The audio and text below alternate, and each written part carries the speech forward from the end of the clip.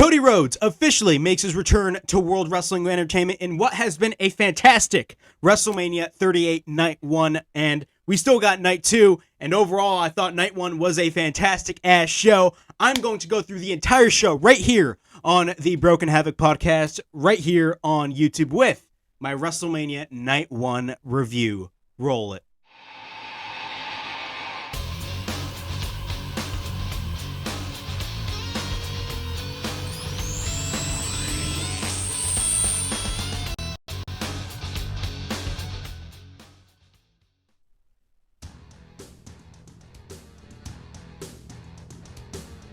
What's up, everybody? It is Broken Havoc here, right here on the Broken Havoc podcast, here with my WrestleMania Night 1 review, right here on the Broken Havoc podcast. Overall, this was a fantastic-ass show. I don't care what anybody says. You know, in the beginning of the show, I kind of lost a little bit of hope, but overall, really, when Cody came out, holy shit, this show went I absolutely love this show. This show, to me, I'm not going to lie, felt like WrestleMania to me. And I didn't really feel that in the beginning of the show, but later on, from the middle, like right after the McIntyre match, like I was like, oh man, this show is going to be an absolute dumpster fire. But really, after the Bianca Belaire and Becky Lynch match, and then we had Cody Rhodes making his return to the WWE. I'm going to give you guys my thoughts on that. You know, overall, I thought the show was amazing. Of course, we can't talk about WrestleMania Night 1 without talking about Stone Cold Steve Austin and Kevin Owens. They were on the Kevin Owens show, and Stone Cold Steve Austin went out of retirement, and him and Kevin Owens had a no-holds-barred match in Dallas, Texas at AT&T Stadium at WrestleMania. Overall, that was completely awesome. I fucking loved it. And, you know, safe to say, man, you know, WrestleMania, especially at least on Saturday, felt like WrestleMania to me. And overall, it was an awesome-ass show. I loved the show. You know, just fantastic. I absolutely love the show for what it was, man. I still can't stop thinking about Cody Rhodes returning to the WWE. Bro, this guy came out exactly the same as he was in AEW, and I'll talk about that later on right here on the review. But before we get on with our WrestleMania 38 Night 1 review, make sure to like and subscribe to the Broken Havoc podcast right here on YouTube, in which we discuss everything in and outside of the squared circle. Make sure to like and subscribe for more content, and as the freaking referee would say, ring that damn bell for more notifications. Also, the Broken Havoc podcast is now available on audio platforms. It's available on iTunes Podcasts, Spotify, Anchor, and Google Podcasts. So if you guys want to check out the Broken Havoc podcast in audio format, they're available on those platforms. All right, let's get in with WrestleMania. Oh my God, I almost lost my breath right there, because I just can't stop thinking about the awesomeness that happened on this show. And literally, my scroll right there, I completely forgot to put an A on against Kevin Owens, so my apologies if literally I messed up my scroll on the bottom of the screen. I'm just that damn excited. But overall, man, WrestleMania was an amazing show. I absolutely loved what I watched. It was an awesome show. I had a blast watching WrestleMania, and you know, I attended WrestleMania 35, and I also attended WrestleMania 37 Night 1. And honestly, you know, WrestleMania 35 was a fun show, but it went way too long. 36 Night 1, to me, even though it was WrestleMania and the first wrestling show back after the whole pandemic, honestly, you know, there's some aspects, or most aspects of the show, I was like, it really did not feel like WrestleMania. But this show, overall, man, you know, WrestleMania, in my opinion, is truly back. And honestly, man, I'm excited for the future. And this is coming from somebody who really has been, you know, not talking really well creatively about the WWE. But honestly, man, this show was awesome. In the beginning of the show, I kind of lost hope because, you know, Usos and the Usos taking on Shinsuke and Nakamura and Boogs. You know, it was an okay match, but it didn't really have that WrestleMania opening vibe to it. But also, Rick Boogs legitimately got injured, which sucks. Hopefully, comes back to full recovery. We had, of course, Drew McIntyre versus Happy Corbin, which was a match that just nobody cared about whatsoever.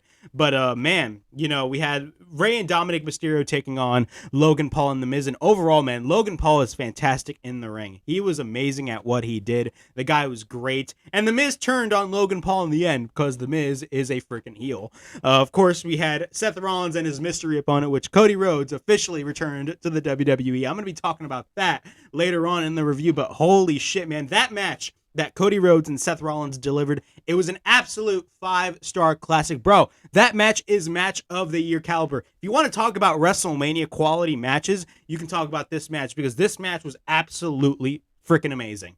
You know, this match really has the potential on being the match of the night. Bro, these guys deserve a whole feud and a whole trilogy of matches. I don't care what anybody says, man.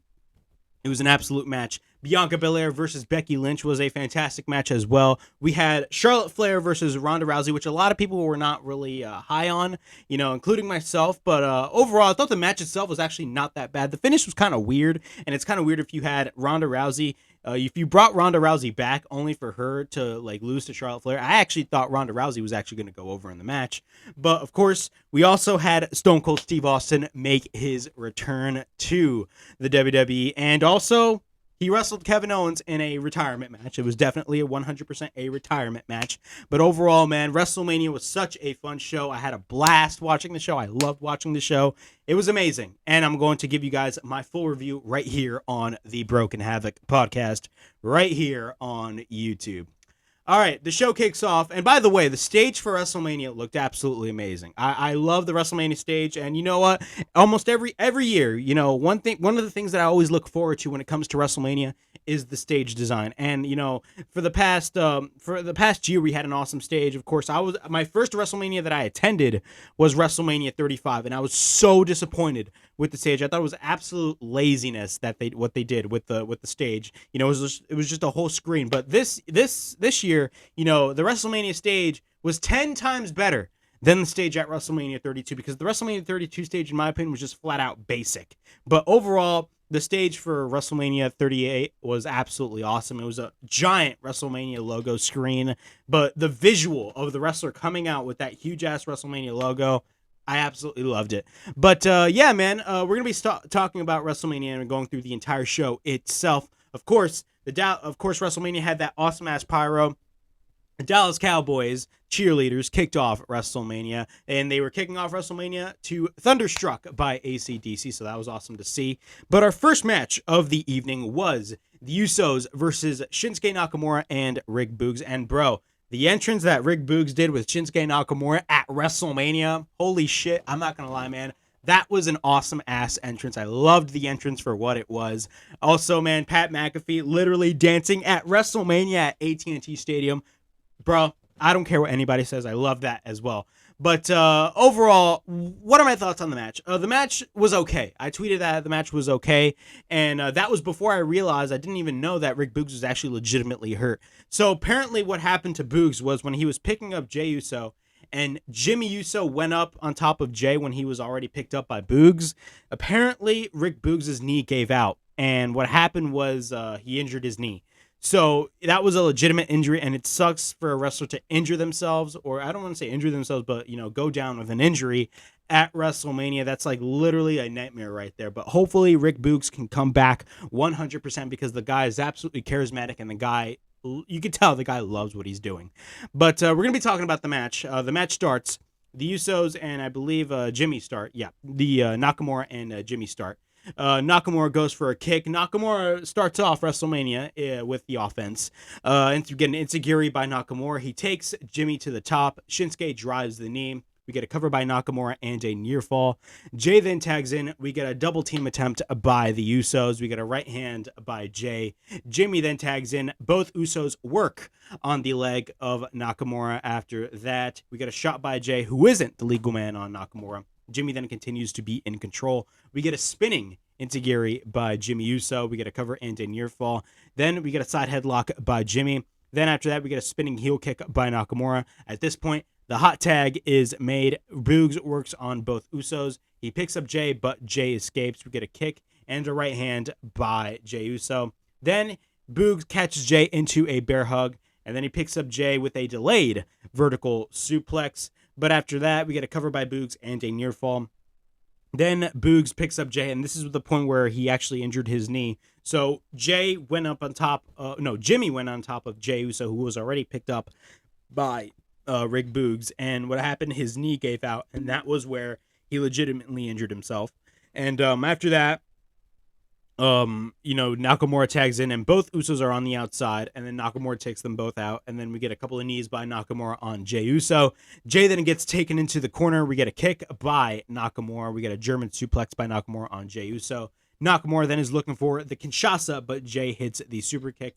Jimmy then tags in. He goes to the top and hits the Uso splash. We get a cover by Jimmy and a near fall. Jimmy goes for the waist lock. Jey tags in. We get a super kick on Nakamura by Jimmy Uso. Then the Usos hit the OG, a.k.a. the 3D, and we get a cover, and the Usos retain the SmackDown Tag Team Championship. So the thing about this match was the match had to end quickly, mainly because of the injury that Boogs sustained. So if you guys wonder why the match didn't go that long, that is the reason why. But again, I hope Rick Boogs has a speedy recovery, man. It absolutely sucks to have to go down with an injury at WrestleMania, the biggest show of the year. Hopefully Rick Boogs can come back 100% in the near future. But the right guys won. The Usos retain the SmackDown Tag Team Championships. Honestly, who the hell is going to stop the Usos from, stop the Usos from being one of the longest reigning SmackDown Tag Team Champions in history? I mean, probably no tag team whatsoever. But overall, this is an okay match, but a match that had to end quickly, mainly because of the injury sustained by Rick Boogs. So throughout the entirety of the show, we had video packages for the match that's going to happen on WrestleMania Sunday. So on the first video package, we got Sami Zayn versus Johnny Knoxville, a match that I'm not looking forward to. But in our next match of the evening, we had Drew McIntyre versus Happy Corbin, another match that, another match that I just absolutely had no interest in whatsoever, to be quite honest with you. And overall, I thought, the build for this match was absolutely dumb, and it's literally a throwaway match. And the fact that you have Drew McIntyre second on the card and, wrestling a guy like Happy Corbin, a heel who literally gets go away heat all the time. I mean, I don't care what anybody says. That was just absolutely dumb. But Drew McIntyre versus Happy Corbin. Drew goes after Happy Corbin with a couple of rights. Corbin then fights back. Drew then fires back with a clothesline, but we get a chop by Drew in the corner. We get a kick to the knee of Drew by Corbin. Drew then fights back with a clothesline on Corbin on the outside. Both are on the outside after that. Then Drew drives Corbin to the barricade. At this point, both get back in the ring. Drew is on the apron, but then gets sent by Corbin onto the ring post. Corbin then takes Drew back in the ring. We get a kick to the knee of Drew by Happy Corbin after that. Drew proceeds to fight back, but then Corbin throws Drew into the corner. We get a cover by Corbin and a near fall. Then Corbin suplexes McIntyre onto the mat. Then we get a side slam by Corbin. Then we get a knee to the midsection by Corbin. Corbin then goes for a right hand. Madcap at this point is making the distraction. He wants to make the distraction for McIntyre, but on the other hand, really, the one who's getting distracted is Happy Corbin. So Happy Corbin is telling Madcap Moss to literally leave. And then after that, Corbin wants him to get out. Corbin then turns his back and gets hit with a spine buster by McIntyre. At this point, Drew is in control. He goes for his belly-to-belly throw on on Happy Corbin. My apologies. Then we get a neck breaker by McIntyre. He wants to go for the Future Shock DDT, but then Corbin hits the deep six. We get a cover by Corbin and a near fall. Corbin then takes Drew for a chokeslam. Drew then escapes but lands on the apron. We get a right hand by Drew. He hits a clothesline. He sets up the Claymore, but Madcap takes Corbin to the outside, which leaves McIntyre to hit a senton over the top rope, which was, I'm not going to lie, during this portion of the match started to get good. Because in the beginning stages of this match, the crowd is absolutely dead. But really, it was right after that senton spot that McIntyre hit, really the crowd started to get amped up for this match. But after that, after the senton that Drew McIntyre hit, McIntyre goes for the belly-to-belly throw on Moss on the outside. Drew goes to the top, but then Corbin ducks.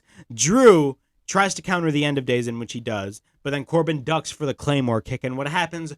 Corbin catches McIntyre and hits the deep six, not the deep six. He hits the end of days. I was about to say the deep six. He hits the end of days, and we get a cover, but McIntyre hit. He kicked out. He kicked out of the cover. And what happened? That was the first time somebody ever kicked out of the end of days. And Corbin, was pissed off and shocked. Then later, Drew hits the Future Shock DDT, and then he hits the frickin' Claymore. We get a cover. 1, 2, 3. Drew McIntyre beats Happy Corbin. And I will say it was a pretty good match, a match that I just absolutely did not care of whatsoever. But overall, this was a really good match for what it was. Near the end of the match, like really, I started getting invested in the match really near the end of the match. That was where the match really started to get good. But in the beginning stages of the match, I really thought that the match started off kind of slow. Not only that, the crowd was just absolutely dead. Nobody cared about this match whatsoever. But after that, Madcap Moss goes to the apron, and he wants to like get a piece of McIntyre. But what happens? Drew grabs his sword Angela and literally slices the top and middle rope. And this was one of the most cringeworthy things I've ever seen. So he slices both the top and the middle rope. And right as he was doing that, you heard this like thunder noise. And I'm like, do they really have to go over the top with that? That made no sense to me. But overall, the match itself was not that bad for what it was. It was a match that nobody gave a crap about, but overall, it was not a bad match. Here's one match that I was actually really impressed with, that being Logan Paul. So we had Rey and Dominic Mysterio taking on The Miz and Logan Paul. Overall, this was not a bad match whatsoever. Logan Paul looked really impressive, and I ain't gonna lie, he had some badass ring attire. Of course, Jake Paul I believe he was on the kickoff show. I missed the kickoff show, but Jake Paul was actually in the front row. If you saw, but he was actually behind the commentators and he was in the front row. But Jake Paul did not really do anything in this match. He was just there. But overall, this match was pretty good. Logan Paul did really good for what he can do. But overall, this was a great match. I absolutely enjoyed what I saw. Of course, the Mysterios were absolutely great. Of course, Miz showed his true heel character tactics, in which he hit the skull crushing finale on Logan Paul at the end of the match. So the match starts. Miz and Rey start. Miz is in control over Rey. Logan then tags in. Then Logan goes for rights and left body shots on Rey. We got a side headlock by Rey, and then we get a split by Logan. So Logan in the middle of the ring, he does a split, but he gets caught into a kick to the head, which is hilarious. Miz then tags in. Rey goes for a Hurricane Rana, and then Dominic tags in. Then we get a double team by the Mysterios. We get a springboard moonsault, but Logan Paul comes in, right? And then Dominic takes out both Logan and the Miz. Dominic then goes for the tornado on Miz on the outside, which looked sick. And then Miz trips Rey onto the outside. We get a couple of stomps by Miz. At this point, Paul makes the tag. We get a running power slam. Yes, he hit a running power slam. Logan Paul hit a legit running power slam, which was awesome. We get a cover by Logan and a near fall. Then Miz makes the tag. We had a couple of yes kicks. Yes, they go for the yes kicks. Logan and the Miz go for the yes kicks on Dominic. We get a cover by Miz and a near fall. We get a side headlock by the Miz. Dominic then fights back. We get a backslide by Dominic and a near fall. Miz then sends Dominic to the corner. Then Logan tags in. Dominic runs into a boot by Logan Paul. Then he goes for a neck breaker on the top. So Logan Paul goes to the top and hits a neck breaker. Then we get a knee by Logan Paul. We get repeated kicks by Logan and Miz on Dominic Mysterio. At this point, Miz is the legal man. Logan then continues to attack Dominic when he isn't the legal man. Of course, those cheap shots that Logan Paul has been doing. Dominic then right hands Logan. We get a tornado DDT by Dominic on the Miz. Rey then tags in. We get a Hurricane Rana by Rey. Rey's on the apron. Rey then goes to the top and he hits a senton. Then we get a sunset flip by the Miz, but then Rey fires back with a kick. We get a cover by Rey and a near fall. At this point, Rey is on the apron. Then Rey goes to the top and he hits a moonsault. He hits a beautiful moonsault. And we get a cover by Rey and a near fall when Logan Paul makes the save for the Miz.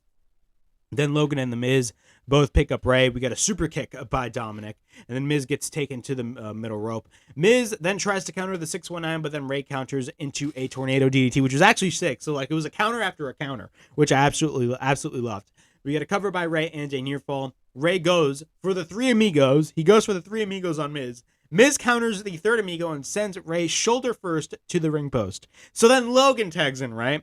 And then he takes out Dominic. We get a boot by Logan on Rey. And then Paul picks up Rey into a suplex. And you know what Logan Paul does? You want to know what Logan Paul does? He literally goes for the Three Amigos. Yes, I said it right here, right now. Logan Paul pulled an Eddie Guerrero and hit the fucking Three Amigos. That is insane. So then Paul goes to the top, and then he hits the frog splash. What a way to get heel heat right there. He hits the frog splash. We get a cover engine near fall when Dominic makes the save. And then Dominic goes for the suicide dive on the Miz. Dominic then proceeds to chase Logan Paul. We got a Hurricane Rana by Ray sending Logan to the middle rope. We got a double 619 by both Ray and Dominic on Logan. And then both Ray and Dominic hit their respective frog splashes, but The Miz comes back in. Then what happens? The Miz does typically what The Miz always does. He comes in, interferes, he hits the skull-crushing finale on Rey Mysterio, and what happens? We get a cover by Logan Paul, and The Miz wins the match. Overall thoughts on this match? This was a great match. I absolutely enjoyed what I watched. It was a pretty fun and entertaining type of match. I swear to God, having Logan Paul literally hit the Three Amigos was absolutely insane. I'm like, this guy, legit, hit the fucking Three Amigos and went for the frog splash as well. But overall, this was a pretty fun match, but that's not it. What happened after the match? When The Miz and Logan Paul were celebrating their win in the ring, what does The Miz do? What does The Miz do? The Miz hits a freaking skull-crushing finale on Logan Paul. He hits a skull-crushing finale on Logan Paul, so The Miz, again, as I stated earlier, is showing his true tactics. Overall, this was a great match. I enjoyed it, and I had fun watching the match. Stephanie McMahon comes out and thanks the fans for, making this the most stupendous WrestleMania of all time. And she is blown away by, the magic of WrestleMania. And who does she introduce? She introduces Gable Stevenson for like the 5th time. So Gable Stevenson comes out. Of course, he is training right now to be a WWE wrestler. He's a NCAA champion. I believe a 2-time NCAA champion. Correct me if I'm wrong.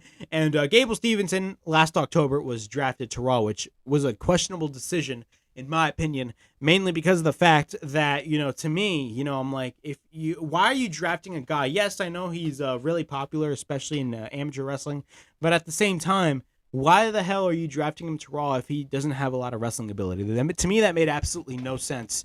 But they did it, whatever. So doesn't matter. Gable Stevenson, I feel like he's definitely going to have to prove himself. Do I think he's going to be a success? Yeah, but we'll have to wait and see what they do. They can't constantly just be like, oh yeah, Gable Stevenson, he's like Kurt Angle. They can't do that type of stuff. They have to let Gable Stevenson find his own character and find his own way. That is just and that's in my opinion the only way how they can do it for Gable Stevenson, in my opinion. All right, in our next match of the evening, we have Bianca Belaire versus Becky Lynch for the Raw Women's Championship. Overall, I absolutely loved the build for this match, and out of the 2 Women's Championship matches, overall, I absolutely loved, I enjoyed more of Bianca Belaire and Becky Lynch rather than Charlotte versus Ronda, mainly because you guys already know Ronda did not sound absolutely genuine in her promos. And apparently, I believe she was pissed off and walked out of the Hall of Fame, mainly because of the fact that she wasn't in the main event, which I don't know if that's true or not, but if that is the case, what do you expect? I think WWE made the right decision not to put Charlotte and Ronda as like the last match or last segment to happen at WrestleMania, in my opinion. But, we had Bianca Belaire versus Becky Lynch for the Raw Women's Championship. Overall, both Becky Lynch had that Marvel Studios-like entrance, and also Bianca Belaire had a fantastic entrance. Both had really good entrances. Bianca Belaire was, both of their entrances. One thing I would love to say about WrestleMania is that WrestleMania always has fantastic entrances. They always do really awesome-ass entrances for all of their respective wrestlers every single year. But Bianca Belaire, the match starts. Bianca Belaire offers a handshake, but then instead, what does Becky do? Becky hits a right hand. She wants to go for the manhandle slam, but Bianca counters into a KOD attempt, but Becky counters back, and what does she do? She hits the manhandle slam. We get a cover and a near fall. Then Becky applies the disarmer. So Becky went straight for the manhandle slam, which, by the way, honestly, that was a close-ass near fall. We literally had a close-ass near fall, and honestly, I thought that we were going to get an instant win right there. And if we did, I would have been pissed off. But Becky applies the disarmer. We got to cover multiple times, and they're all near falls. So there were a lot of roll-up and pin attempts right here in the beginning stages of the match. And overall, that was great to see. We get an inside cradle by Bianca, but we get a near fall. Then Becky goes for a cradle, but gets caught with her foot onto the rope. We get a Northern Light suplex by Becky. She tries to go for the vertical suplex, but Becky rolls into a cover. We get a near fall. Then Becky goes to the top, but then she proceeds to miss a moonsault. Becky then applies the disarmer on Becky. Then Becky goes to the bottom rope. We get a roll-up. We get a bunch of roll-up reversals by both, but they're all near falls. We get a kick by Bianca. Bianca then picks up Becky, but Becky reverses. We get a roll-up attempt, multiple roll-up attempts. Becky then goes to the outside and pulls the hair of Bianca to the outside. And then Becky pushed Bianca onto the steel steps. Then Becky goes for an exploder suplex. And then we get a second exploder. And then we get a third exploder suplex by Becky Lynch. Then Becky sends Bianca into the corner, but Becky is on the apron and fires back with a right hand. We get a super kick by Becky to the midsection of Bianca Belair. Then Bianca's on the middle rope. Bianca then drops the leg across the back of the neck of Bianca. We get a cover into near fall. Becky then applies the side chin lock. Then Bianca goes to the middle rope, but then Becky takes her down. We get a double underhook suplex, and this is the first of many double underhook suplex attempts by Becky Lynch. Becky then applies the armbar. Then she transitions the armbar into the triangle. Then Bianca picks up Becky, and both fall to the outside.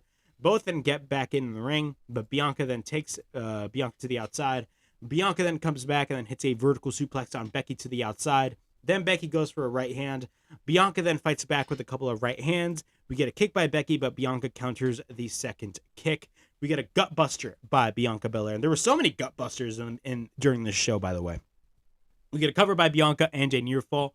Bianca then picks up Becky for a powerbomb, but then Becky counters into a roll-up. Then we get a near fall. Bianca then goes for the double underhook on Becky. She plants her face first. Or I should say, I think it was Becky. No. It was Bianca. Then she plants her face first to the mat. Then Bianca hits the cartwheel moonsault.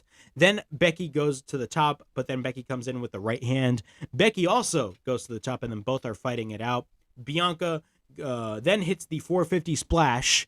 And then we get a cover and a near fall. At this point, Becky is on the apron. Bianca goes for repeated rights, but then Becky counters. We get a couple of kicks by Becky. Becky then goes to the top, and then she hits somewhat of a 360 senton, but her foot lands on the face of Bianca. And by the way, that literally, her foot actually connected to the face of Bianca. It legitimately connected to her face. If you saw the replay during the match, holy shit, that like legit hit her face. But Bianca then counters the manhandle slam. Then we get a right hand by Bianca. Becky then fires back with the right hand. Then Bianca hits a spine buster. We get a moonsault attempt, but Becky gets the knees up. We get a roll up by Bianca and a near fall. Then we get a double underhook again by Bianca, but then Becky rolls her up. Then Bianca rolls her up in a reversal, but all of them are near falls. Becky is on the top, but Bianca picks up Becky. Becky then holds onto the top rope and goes to the outside. Bianca then takes Becky back in the ring. Becky then leaves again. Becky then pulls the hair of Bianca and sends her to the ring post.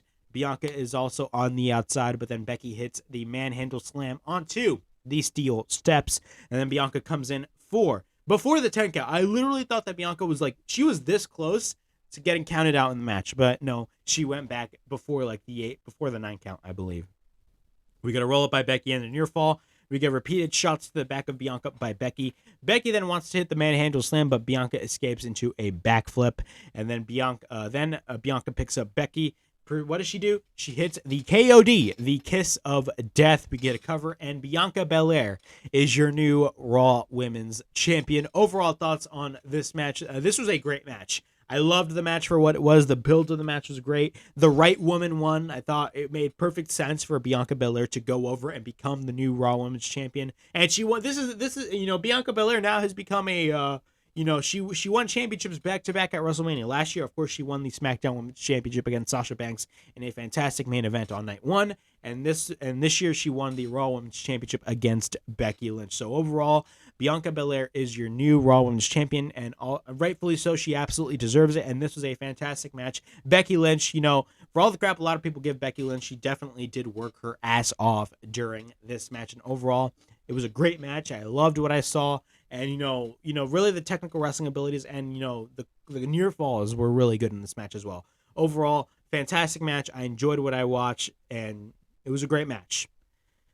Now, let's go to the nitty-gritty. Let's go to the nitty-gritty and talk about Cody Rhodes. Yes, we're going to be talking about Cody frickin' Rhodes.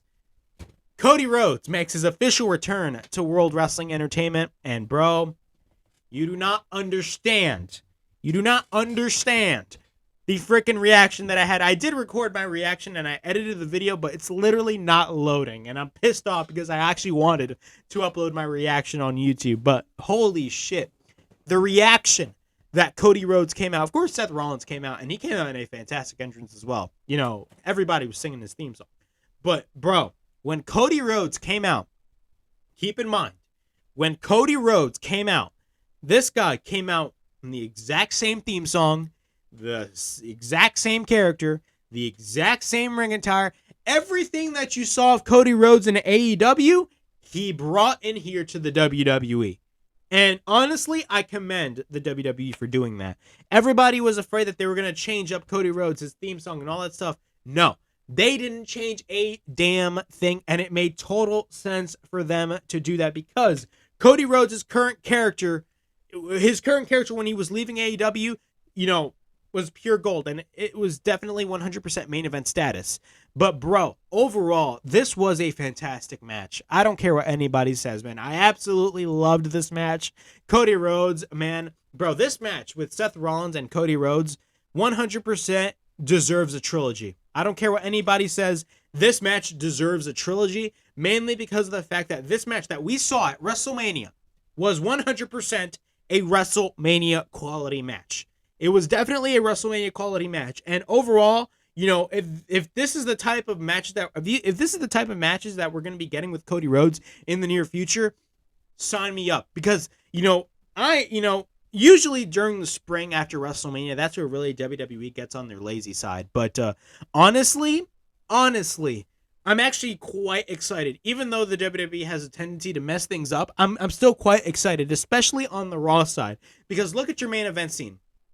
Cody Rhodes, Seth Rollins, AJ Styles, Edge, Kevin Owens. The amount of matches that we're going to be possibly getting on the Raw side, Randy Orton, Riddle, so many different freaking possibilities. It is insane. And the amount of matches that we can get on the Raw side, the possibilities are endless, in my opinion. Now, granted, WWE still has a tendency they could possibly mess this up and put them into mid-card status, which I doubt they're going to do, mainly because of the fact that they're paying him $4 to $5 million a year. If you're paying a guy like Cody Rhodes $4 to $5 million a year, then that means you have to do something with Cody Rhodes, and that means you have to put him to the main event scene. You have to put Cody Rhodes in the main event scene, and honestly, I would not be against Cody Rhodes winning the WWE Championship in a couple months, because if Cody Rhodes wins the WWE Championship, think about this. If Cody Rhodes won the WWE title, that would mean he would have held the TNT Championship and the WWE World Championship all in 1 year. And then you can do a freaking Survivor Series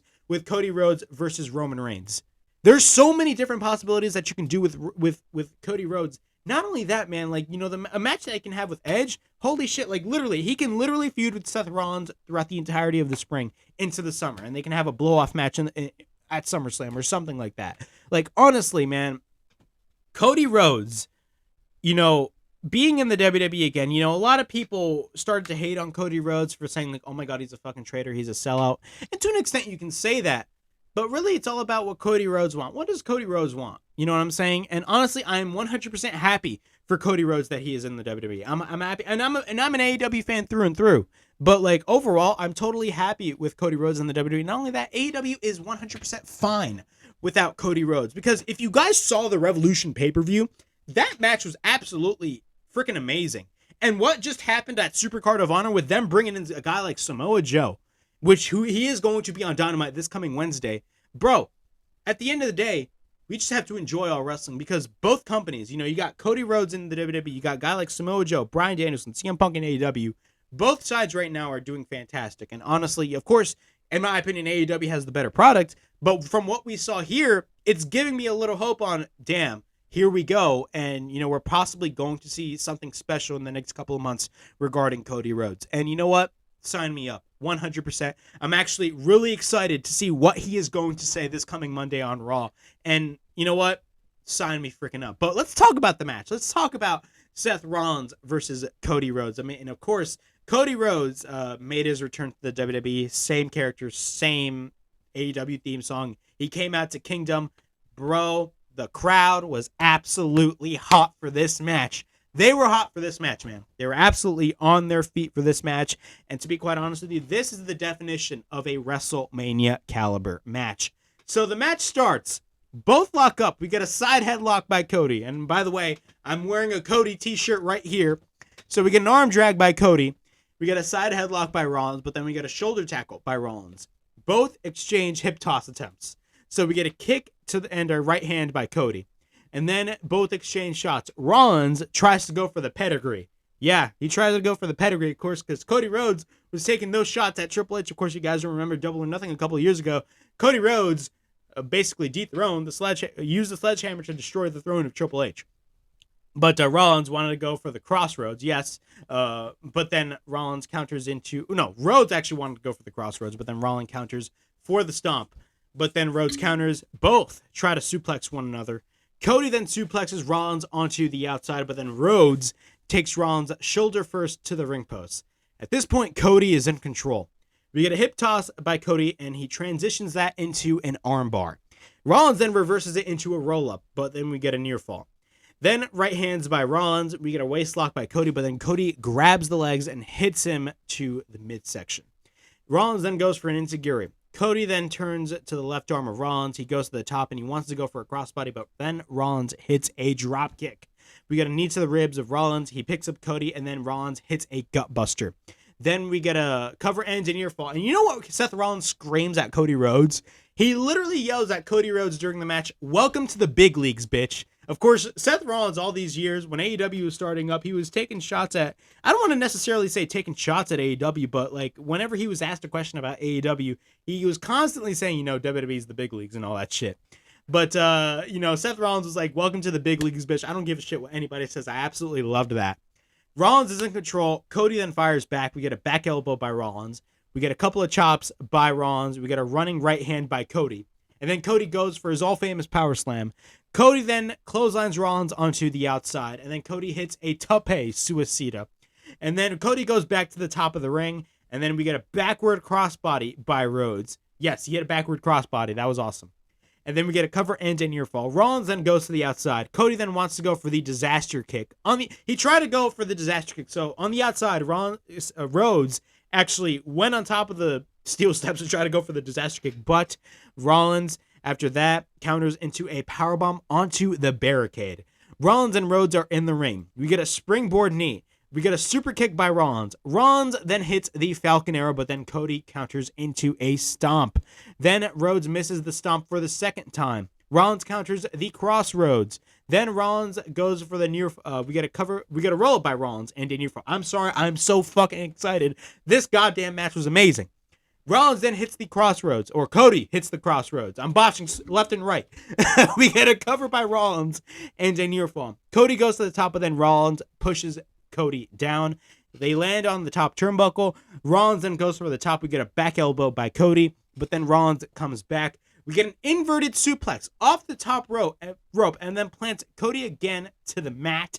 We get a cover by Rollins and a near fall. Rollins then goes to the top and he misses the Phoenix Splash, but Rollins wants to go for the pedigree. So what happens? Cody wants to go for Rollins wants to go for the Cody then fires back and he wants to go for a pedigree on his own. So Cody actually was about to hit the freaking pedigree, but no. We get a roll up by Rollins and we get a near fall. Then Rollins goes for a bridge pin attempt and we get a near fall. Cody then fires back into a power bomb. But then Cody hits the Cody Cutter. We get a cover by Cody and a close-ass near fall. At this point, I thought Cody had the match won when he hit the Cody Cutter, but that did not happen. Rollins then hits the pedigree. And then we get a cover and another ass near fall. Close-ass near fall. We get both exchange shots after that. Cody then gets the better of the exchange. Then we get a kick by Rollins to the ribs of Cody Rhodes, and then we get a kick to the head of Cody. We get a rolling elbow by Rollins. We get a kick to the back of Cody by Rollins. Cody then takes Rollins, and then what happens? He hits not one crossroads, not two crossroads, and after that second crossroads, he took Rollins back and was like, you know what, fuck this. But what happens? You know what he does? This guy paid tribute to his father, of course, the late, great Dusty Rhodes, and does those punching those fantastic Dusty Rhodes right hands. And then what happens? He hits the third crossroads. 1, 2, 3. Cody Rhodes wins the match and a standing ovation by Cody Rhodes with the WWE audience at WrestleMania. What a fantastic match. What a match. Overall, this match, honestly, is WrestleMania caliber. And this was definitely the show stealer at WrestleMania. I don't care what anybody says. And we still got Edge versus AJ Styles to happen on night 2. And overall, that match is going to be insane as well. But overall, man, bro, Cody Rhodes and Seth Rollins delivered an absolute banger of a match. They delivered an absolute banger of a match. And honestly, if this is what they're paying Cody, if this is what they're going to do with Cody Rhodes, if they're going to have him deliver fantastic matches on Raw because he's going to be part of the Raw roster, sign me up. Please sign me up because, this guy deserves to be the WWE champion. 100% he deserves to be the WWE champion. Could you imagine we're living in a time right now where CM Punk is back wrestling, Bryan Danielson and Adam Cole are in a rival company, and Cody Rhodes is back in the WWE? Like, I swear, man, we're living in an alternate universe. We are living in an alternate universe. And not only that, MJF is slated to win the World Championship later on down the road this year as well. Could you imagine if MJF held the AEW Championship and Cody Rhodes on the other side held the WWE Championship? There's so many freaking scenarios that can happen. It's literally getting me amped up. And at the end of the day, us as wrestling fans, we win. Remember that. That is the key message for this particular match. Not only for this particular match, but for this review. Us as wrestling fans win. And honestly, it doesn't matter if you're a fan of AEW, it doesn't matter if you're a fan of the WWE, we win as fans at the end of the day. And this match absolutely delivered. And this is a pure example of that. Both men absolutely delivered. And hats off to both Cody Rhodes and Seth Rollins for delivering a 5-star classic. Yes, I said it right here. This match was a 5-star classic. All right. We got the Hall of Fame class of 2022 coming out. And, The Undertaker delivered a long but fantastic speech. If you guys haven't checked out The Undertaker's speech at the Hall of Fame, I definitely recommend you check it out. It's a really long speech, but it's a really good speech. And rightfully so, The Undertaker deserves a long speech, mainly because of the fact that he's the freaking Undertaker. Okay?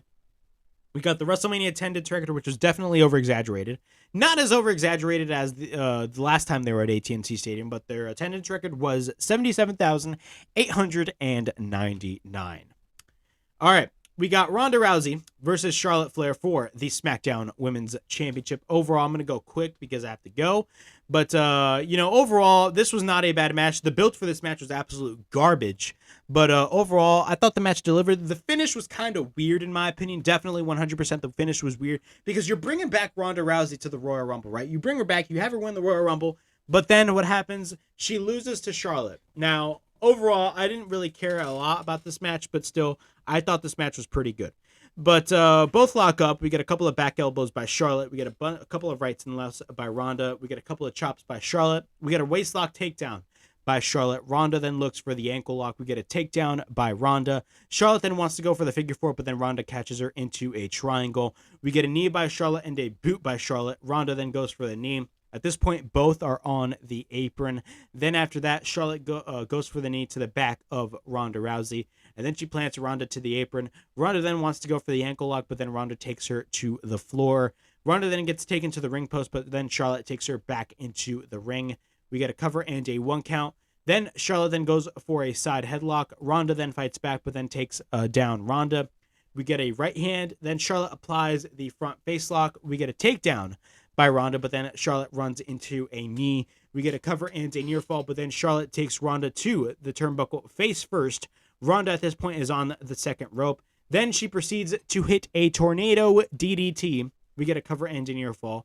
Ronda then blocks a couple of chops by Charlotte. We get a kick by Ronda, and then we get multiple takedowns by Ronda. We get an immediate spear after that by Charlotte. Then we get a cover and a near fall. Then Charlotte goes for a back suplex. Charlotte then steps over Ronda. Then Charlotte goes to the top. Then she tries to hit a moonsault, which was not a really good looking moonsault, by the way. And the commentators were saying, oh, Ronda moved over. No, that was a bad moonsault. And then we get a cover and a near fall. We get a couple of chops by Charlotte. Ronda then counters the power slam when Charlotte wanted to go for the same move. Then Charlotte takes Ronda upside down to the corner. We got multiple stomps by Charlotte. Then Charlotte goes to the top, but then Ronda goes up and gets taken down. Then Charlotte applies a Boston Crab, but Ronda gets up. We get a right hand by Charlotte. Then Ronda takes and hits the arm drag off the top. Then Ronda goes to the top. She proceeds to hit the Piper's Pit. Ronda then tries to apply the armbar, but Charlotte escapes. And then we get a boot by Charlotte. Charlotte then tries to apply the figure four, but then Ronda escapes. Ronda then counters by hitting the deep arm drag after that. A deep arm drag, my apologies. We get a cover and a near fall. Then Ronda later applies the ankle lock after that. Ronda then reverses the ankle lock, and then Ronda then takes Charlotte head first to the turnbuckle. Ronda then is behind on the top on Charlotte, but then Charlotte catches her and plants Ronda to the mat. Ronda then looks for an armbar, but then Charlotte reverses the figure four, but then Ronda applies the ankle lock, but then transitioned it into a leg lock, and then Charlotte applies the figure four, but then Ronda applies the figure four herself. And then after that, she goes for the figure eight, but then Ronda reverses it. Charlotte then goes to the bottom rope, but then Ronda is on the outside. Ronda then grabs the boot of Charlotte. Ronda then tries to back out, but then gets caught by Charlotte, and Charlotte hits the fall-away slam on Ronda on the outside onto the barricade. Ronda and Charlotte then get back in the ring. Ronda then catches a boot by Charlotte and then proceeds to hit the Piper's Pit, a really weird-looking Piper's Pit. Of course, it was setting up for Charlotte to go on the side of the ring, so she was going to put her foot on the bottom rope. But then after that, we get a cover. The referee actually went for the 3 count, but realized that Charlotte's foot was on the bottom rope. Then after that, Ronda argues with the referee, which leaves Ronda hitting the natural selection. Then she tries to go for the figure four, but then Ronda knocks down the referee. Then Ronda applies the armbar, but then Charlotte taps, but the referee is down.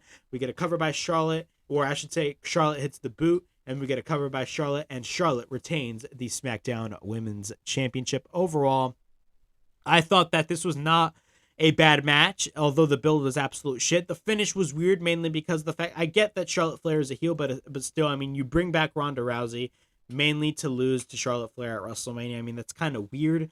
But to be quite honest with you, I mean, that was just a deafening weird finish, and I could have done I could have had a better finish than what we got. But overall, I enjoyed the match for what it was. It was not that bad of a match, in my opinion. It was not that bad of a match, even though the build was absolute garbage. But, where does this lead to? I definitely do see maybe a rematch, maybe at WrestleMania Backlash, or I'm just going to call it Backlash. But we'll have to wait and to see. But at the end of the day, Charlotte Flair retains and is still the SmackDown Women's Championship. We get the Kevin Owens show with Stone Cold Steve Austin. So Steve Austin comes out and brings in the ATV, but before that, of course, Kevin Owens runs down the state of Texas. And when Steve Austin gets in the ring, KO immediately says, "Cut the music," and he asks him to take the seat. And then after that, Austin has that pissed off look in his face, and Austin immediately questions Kevin Owens.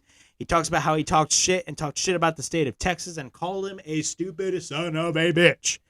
And then KO talks about Texas and says that if he had grown up in Texas, he would have moved to Mexico. And then Austin says that in about 5 seconds, people are going to call him an asshole. And after that, KO says that he should be more like him. He's going to move past the insults and be the bigger man and let him on a secret. He says he invited him to the Kevin Owens show not to have a talk. That was a lie. He says he didn't have to come to the Kevin Owens show. He doesn't want to talk. He is looking for a fight. He brought him here to challenge him to a match, but not just any match, a no-holds-barred match. And says that he is looking for him and says that he can't beat him. Says that he thinks that he is right. He should stop, being embarrassed and should leave and, leave and go back to his stupid ranch. Austin then says that he had his first match in Dallas, Texas, and he could have his last match in Dallas, Texas. And then he does his typical, "If you want Stone Cold Steve Austin to wrestle this sack of shit, give me a hell yeah." That's my Austin impression. So we get Stone Cold Steve Austin versus Kevin Owens in a no-holds-barred match, which was a pretty fun match to watch. I had a blast watching it. Great to see Stone Cold Steve Austin, of course. He's in his late 50s, but overall, Stone Cold Steve Austin absolutely delivered. And, Kevin Owens did really good. But overall, both fight it out. Austin goes for repeated rights. We get repeated stomps by Austin. He sends Kevin Owens to the corner. He grabs a beer. Austin then drinks a beer during the match, and I'm rushing because I actually have to go. He sends Kevin Owens to the outside. He sends Kevin Owens and sends Austin to the barricade. Both fight it out throughout the crowd, but then Austin throws Kevin Owens to the mix section to the barricade. We get a couple of right hands by Austin. KO then sends Austin headfirst to the ring post. Then Kevin Owens grabs the tripod and hits repeated rights on Kevin Owens. Kevin Owens then grabs the table and then sets up the table. Then Austin reverses it and sends KO through the table. He sends Kevin Owens over the barricade. Both fight it out in the crowd. Austin then tries to suplex KO, but then KO reverses it and hits a suplex on Austin. Austin then fights back and then takes Austin to the ringside area. But then Austin throws KO to the announce table. But then Austin drinks his beer again. Austin goes for repeated rights. Austin then drinks beer and spits it to Kevin Owens, but then Kevin Owens regains control.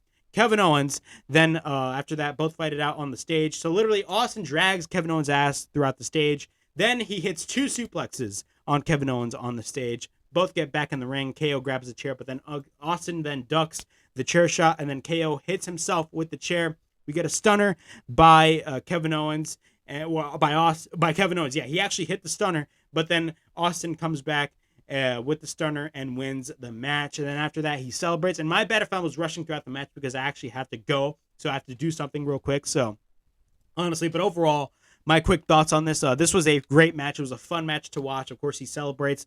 He stuns everybody. He stuns Kevin Owens, and he stuns Byron Saxton. And overall, this was a fantastic finish to WrestleMania Night 1 overall. I absolutely enjoyed for what it was. It was a great match.